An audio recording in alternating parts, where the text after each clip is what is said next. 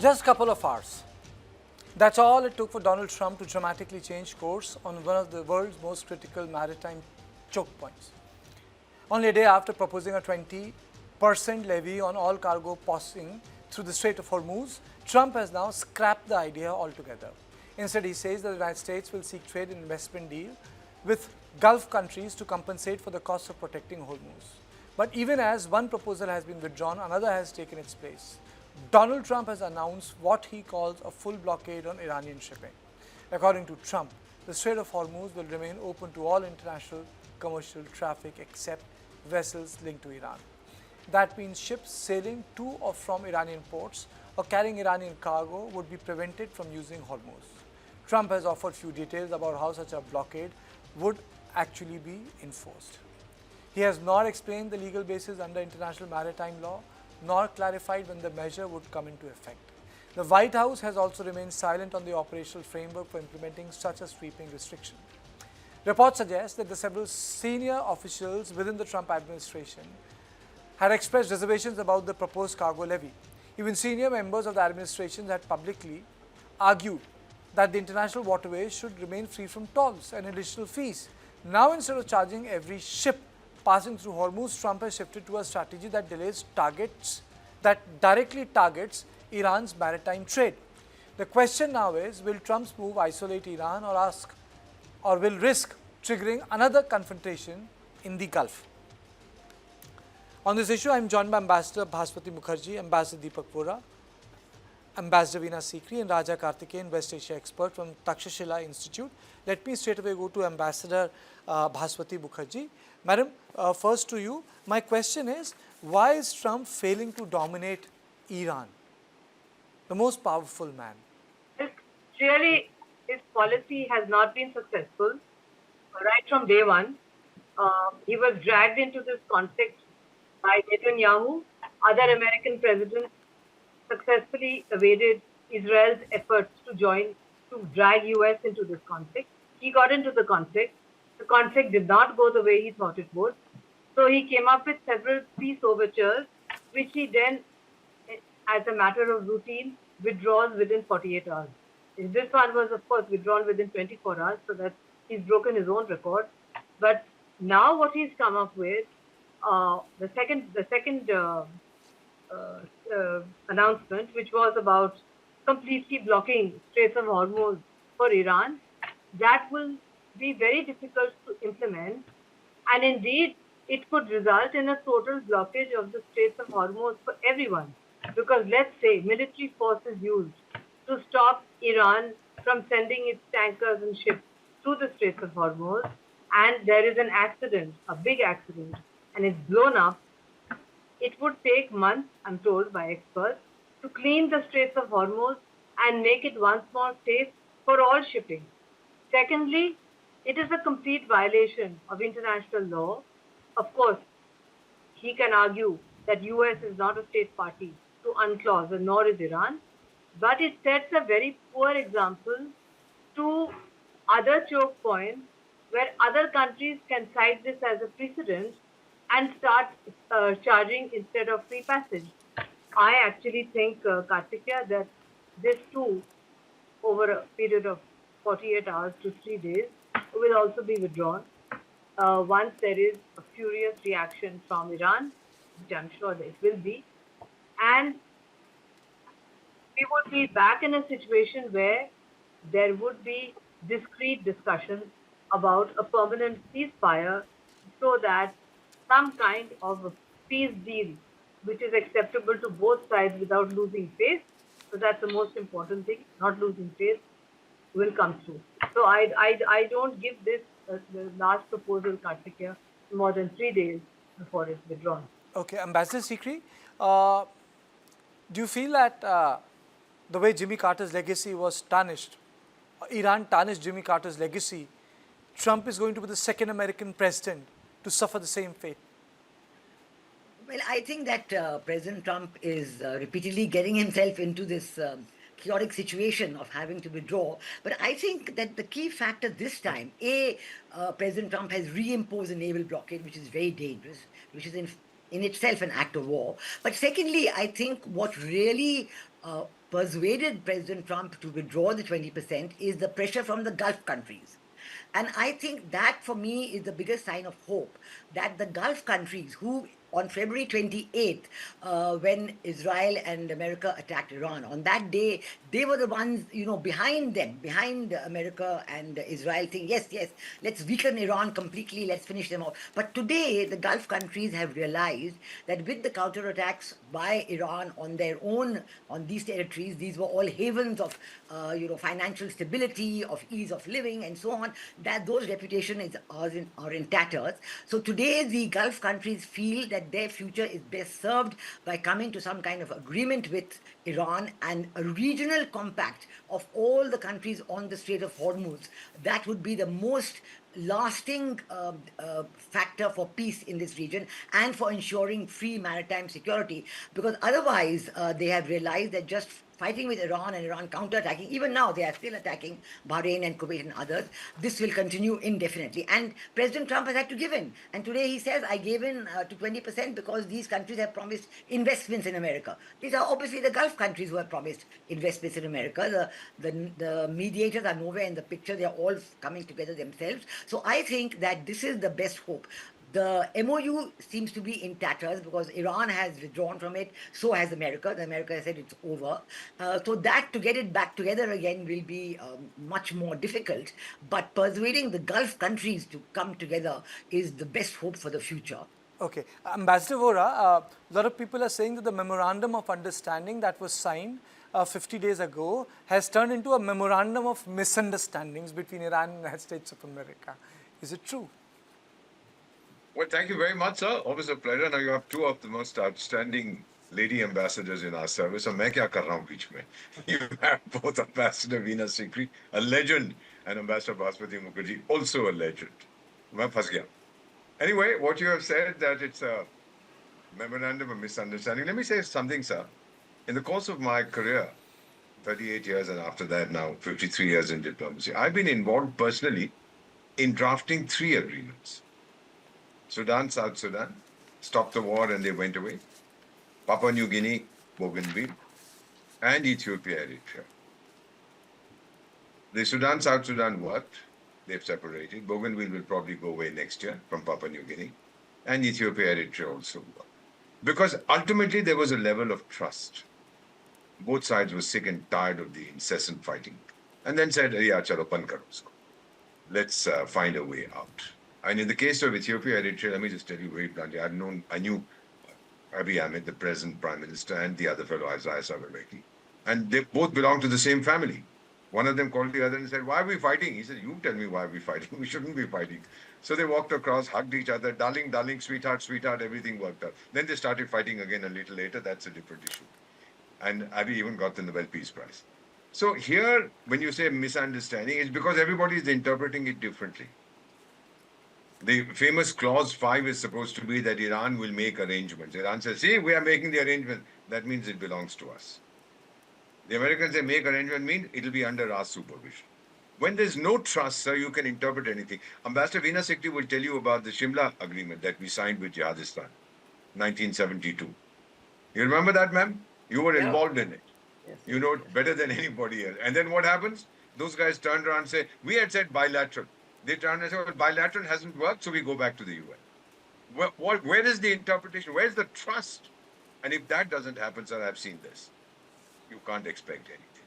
There's no misunderstanding. It's deliberately vague so that you can interpret it in the way that you.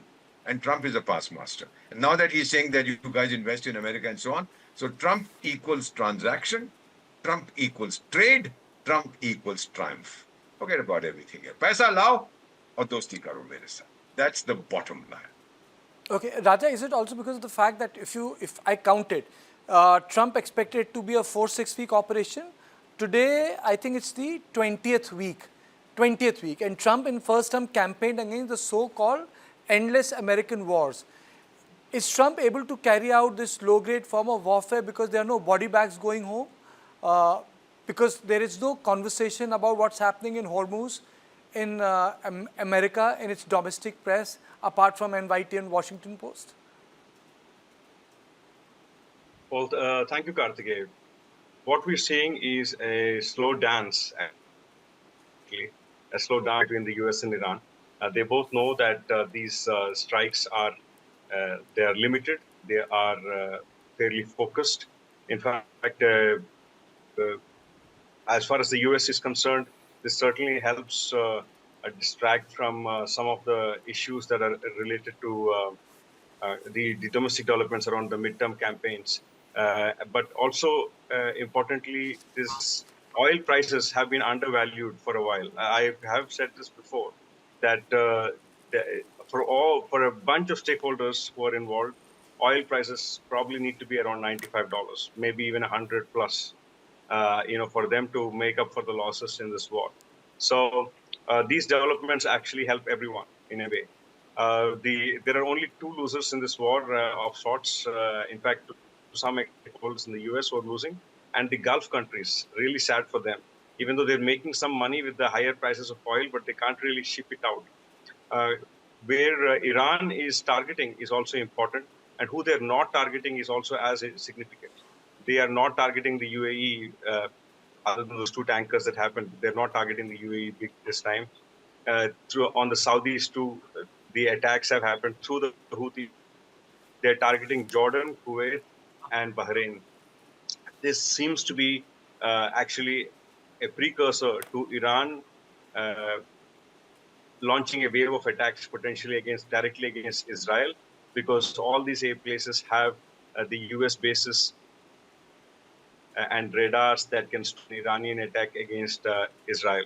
And of course, Iran would like that these places, which have either a large Shia minority like Kuwait and Bahrain, or a very large Palestinian population like Jordan, people rise up and some kind of changes happen in its favor. All said and done, there is a shadow war that's happening. And what we're seeing is that US and Iran are doing a slow dance with these strikes, and they'll persist for a while. But I believe that full-scale war will not resume immediately. The full-scale war. But Ambassador Bhaswati Mukherjee, do you think that Hormuz has been weaponized forever? It has become like a toll booth? I think that it's not a permanent development. It can be rolled back. The issue here is that Iran has demonstrated to its neighboring countries that it is dangerous to have American bases there, because those American bases are unable to defend the territorial integrity of the country where they are situated. In other words, Iran has demonstrated that these countries are not safe unless they make a bilateral peace with Iran. That's a very important development. Secondly, I don't think that Iran is going to attack Israel at all. They are going to focus on their neighbors, with the important exceptions which have been pointed out by my co-panelists, UAE, etc., because the more they attack American bases in their neighbors, the more they are making US lose face in public. As far as the Straits of Hormuz is concerned, there will have to be an arrangement. There are two red lines the Americans will not cross. One is Iran forcing tankers to pay them. So it will probably be that there will be a status quo ante will be established. Nobody will pay. The second is, under no circumstances will they allow Iran's nuclear program to continue, so that next time Iran has a nuclear weapon. The irony is, if Iran has a nuclear weapon, they are actually finally safe, because this war has also proved that the only deterrence which works is nuclear deterrence. So the earlier move about non-proliferation has been demolished by the champion of non-proliferation, the United States of America, because those countries that have nuclear weapons are safe and are not attacked. It's very simple. And therefore, we have to wait and see. I do believe that the real spoiler in this game is Netanyahu. Trump will have to force Netanyahu to stop attacking Hezbollah in Lebanon and to chill, so that some kind of a ceasefire can be reimposed. The real spoiler is Netanyahu and no one else. You're saying the real spoiler is Netanyahu, but I have another question, and that's for Dr. Ambassador Veena Sikri. Ambassador Sikri, do you think that America underestimated the theocratic power structure of Iran? They thought by decapitating the leadership, they'll be able to bring down the state the way they did it in Venezuela. So now the political outcomes which they talked about, which they spoke about, regime change, human rights, sort of a progressive Iran, is now all boiled down to Hormuz. There's nothing about Iran anymore. No, absolutely. I think the resilience of Iran that they have shown in this war is combined only by the massive failure of intelligence that Israel used to persuade America to enter the war. And Israel was determined that with the decapitation of the supreme leader, the IRGC would crumble, and the individuals who had fought for their freedom or wanted to have a regime change way back in January and then were massively, stopped by the Iranian IRGC, that they would take over. This didn't happen at all. So this was a massive failure of intelligence on the part of Israel. And they also had a massive failure of intelligence on Iran's own resilience, on their ability to hide their weaponry in the mountainsides or wherever they did, and their cleverness in using it in bits and pieces so that they could inflict enough damage but then keep enough in reserve for a later time. So I think that this is a huge factor that has played into this. But today I think the two other major factors playing into this are the midterm elections in America coming up in November and Netanyahu's elections coming up in October. So I think till that time, both sides are going to play it out till they, because President Trump cannot start a full-scale war. We have to go back to Congress. Congress is not going to give him the permission, so he is stuck. He's going to have this on-again, off-again situation till November, when he sees which way the wind blows in the results of those elections, and then he'll take a final decision. And Netanyahu is already highly discredited because of the way in which this war has played out. So perhaps his chances in the October elections are looking bleak, and what the new leadership in Iran will want to do is another matter altogether. So that is something else to be negotiated. But I think ultimately, yes, you're right, that where they started off with the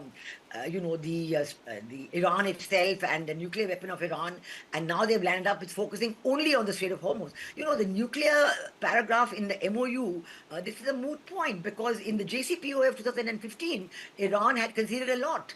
And also in the negotiations on right up to February 28th, being mediated by Oman, there also Iran had conceded a lot. But both these aspects were ignored, and America, by abrogating the JCPOA and then going in on the February 28th, has completely been unable to stop Iran on either factor. So the nuclear negotiations are something which would have happened in the 60-day period that had been given for it. But today that's out of the window. So I don't know how that would go on, but I would think this will continue in this piecemeal manner till November, and then we'll see what happens then. Ambassador Vora, let me just quote, 80% of the world trade is transported by ship.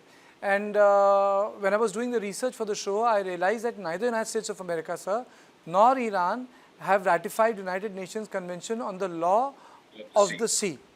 Now, both of them have not done it, and 80% of the material is transported through the sea. I mean, so it affects everyone, and these two nations are choking the oil and the gas supply and affecting the rest of humanity, or a big part of humanity. And they are not signatories to that convention. So happy birthday and welcome to the real world. Ek hota hai fantasy, ek hota hai reality.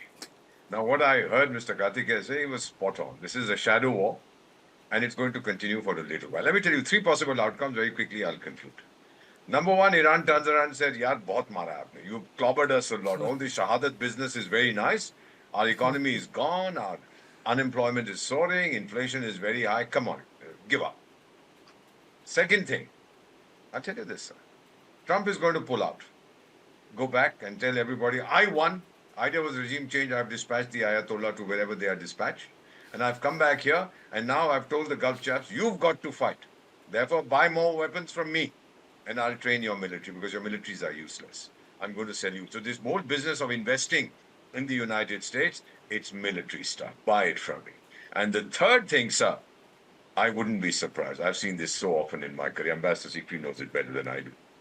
Iran will turn around and say, all right, listen now, sweetheart, darling, America, we love you. We are going to sell our oil in US dollars. America will say, of course you will. And on the Iraq pattern and the Venezuela pattern, sell it in dollars, but we will keep the dollars in American banks and we will utilize them. We'll tell you how you can use them. I see one of these three possibilities happening. The most likely, Iran is going to say, my oil will be sold freely. America will say, absolutely, buddy. Sell it in dollars, but I control the dollars. So happy birthday back to wherever we are So supposed basically, to be. Ambassador Vora, you are saying that it's not going to be yuan. You know, a lot of people say that yuan will replace dollar and oil. That's not happening.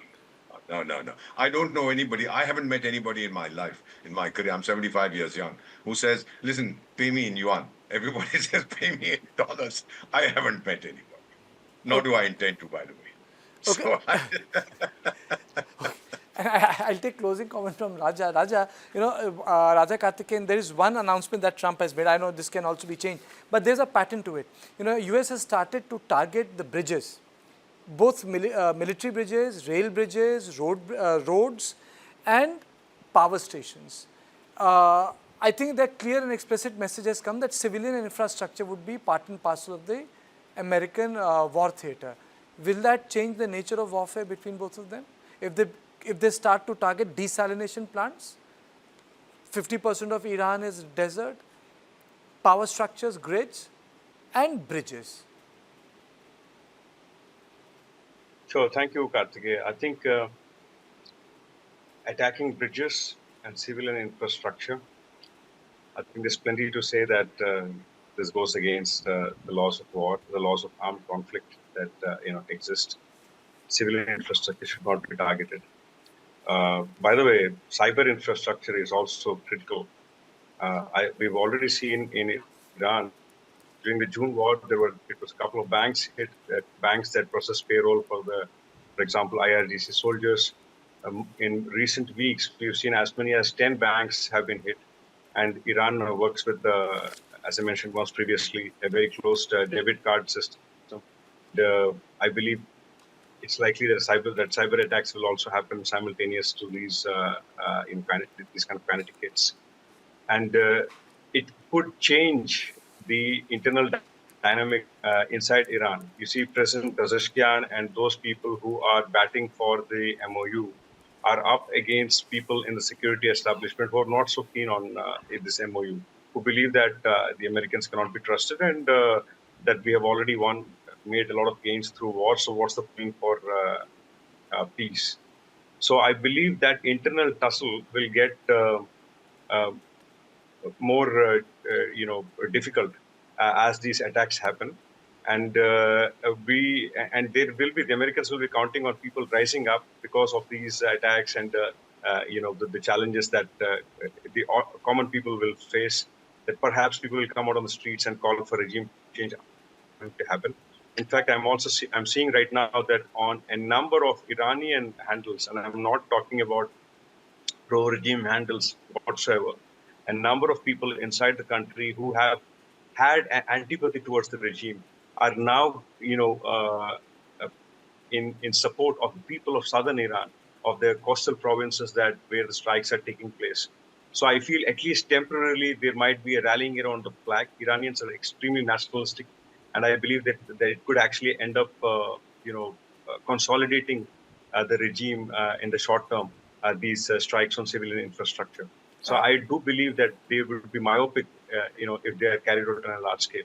Ambassador Mukherjee, wanted to say something? I completely agree with my co-panelists that actually the strikes by US have had the opposite effect to what Trump wanted. If he had just left Iran alone, there could have been a regime change because there were people who were very unhappy with the regime. What has happened is that by adopting a policy of external assassination, which one day could also bring him down, he has actually consolidated the hardcore Iranian Revolutionary Guard who are in power and who are the most anti-American in Iran. And the manner in which he dispatched off an 85-year-old man who was dying of prostate cancer and his entire family has actually aroused the sympathy of the entire Iranian nation. I have a lot of Iranian friends who are opposed to the regime because of their curbs on women's wear, etc., who tell me that no, this is a question of the honor of our country, of our civilization. Because at one point, if you remember, Kartikeya, we had done the debate where he had said by tomorrow, this 5,000 year civilization will cease Yes. to exist. He even said that. So, I don't see the Iranians making any regime change. And for that, they have Trump to thank. It's all because of Trump that there's been no regime change. Because when there are attacks on old cultures and civilizations, they always come together against the external intruder, especially if it happens to be a Gora. And Okay. that is exactly what Trump is, a big, fat Gora who's trying to bring about regime change in a ham-handed manner, like a bull in a china shop. He Thank is not getting away Oh, with it. absolutely. In fact, about regime change, but that's a conversation for a different day, which New York Times published that how Mossad got in touch with Ahmadinejad. And in a number of countries, that gentleman gave his own security grade a mist and disappeared for 4 to 5 hours to meet the handlers. I don't know whether that story is true or whether, they are trying to put him down, but I think he was the only former president to be seen in the procession. The two other presidents were absent, but that's a debate for some other time. Thank you all of you. Thank you, Ambassador Sikri. Thank you, Ambassador Mukherjee. Thank you, Ambassador Bora, and thank you, Raja Karthikeyan, for joining me. And this is all I had in this special edition of On Point.